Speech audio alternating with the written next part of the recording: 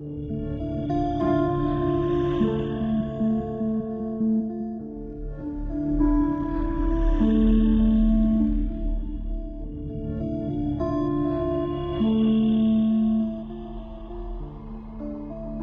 think it's important to tell you about this pest right here, and it's Mediterranean oak borer, and it's ambrosia beetle, which are relatives of bark beetles.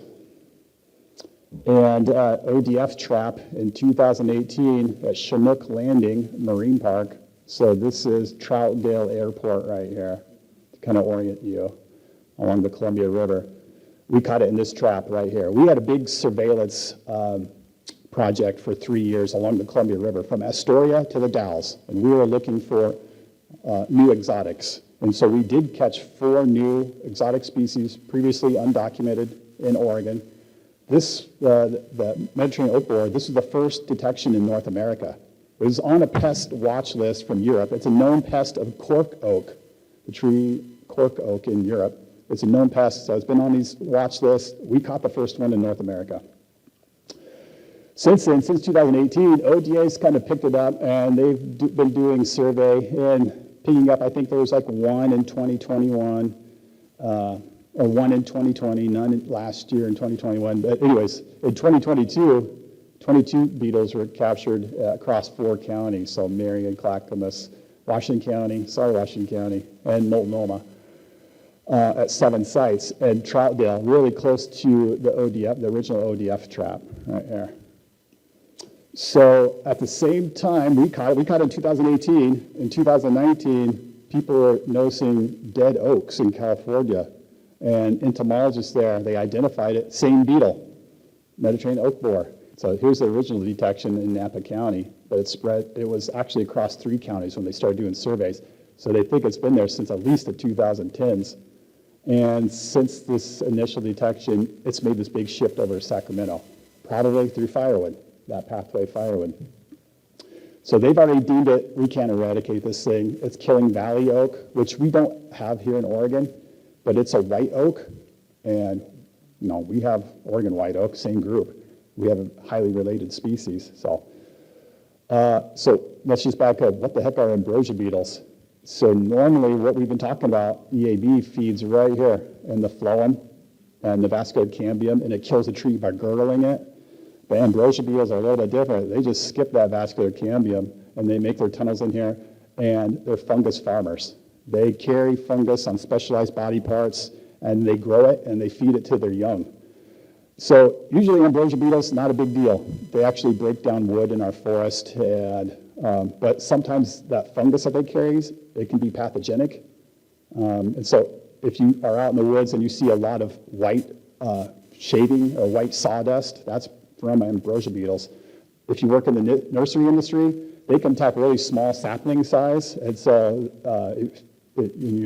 for live trees, this is what it looks like in small saplings from ambrosia beetle attack. So if you see one of those, fine, and white, that's the xylem here, the wood material.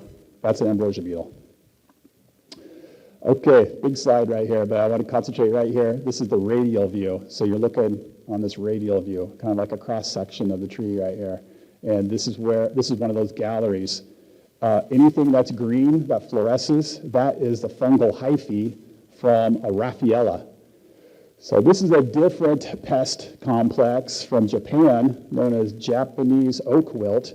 It's a Xyloborus ambrosia beetle, same as ours, same as Mediterranean oak borer, and it carries a Raffaella, same as ours, but just these are different species of Raffaella, a different species of ambrosia beetle, and it's killed tens of thousands of Japanese oak.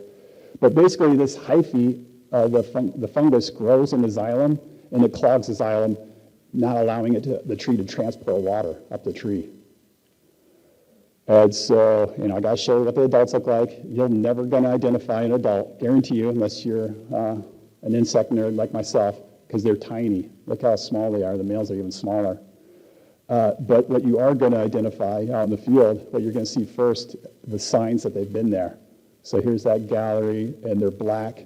They're trellised is kind of the description right here. This is looking at that radial view. So you can see how they just infiltrate the wood. And what it does is it weakens the branches, so it causes some physical damage. These big branches can just all of a sudden snap. But that fungus that they're transporting is a wilt. It's a wilt pathogen. So anything upstream from that is wilting and dying.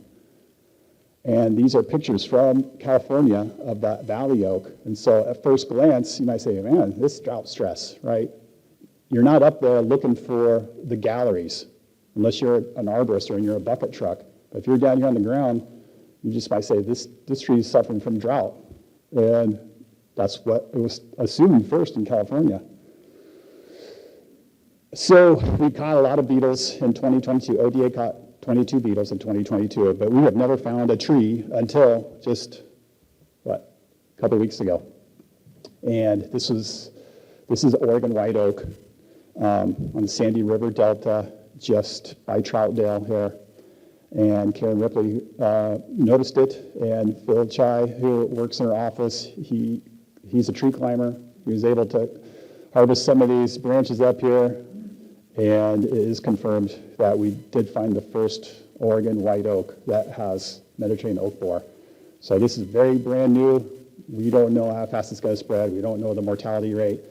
Although Karen was wise enough that a couple of years ago, she sent Oregon white oak saplings grown in a Brooks nursery to California to a pathologist, Keefe, can't remember his last, yes, at UC Davis. He has the Raffaella in isolate, so he can inject individual trees, so he did inject Oregon white oak seedlings with the Raffaella, and they were 100% susceptible. So the fungus does kill Oregon white oak. It's just like, well, is this beetle really in oak? Because it can go in chestnut and a whole bunch of other hardwoods. So, but unfortunately, it is now confirmed.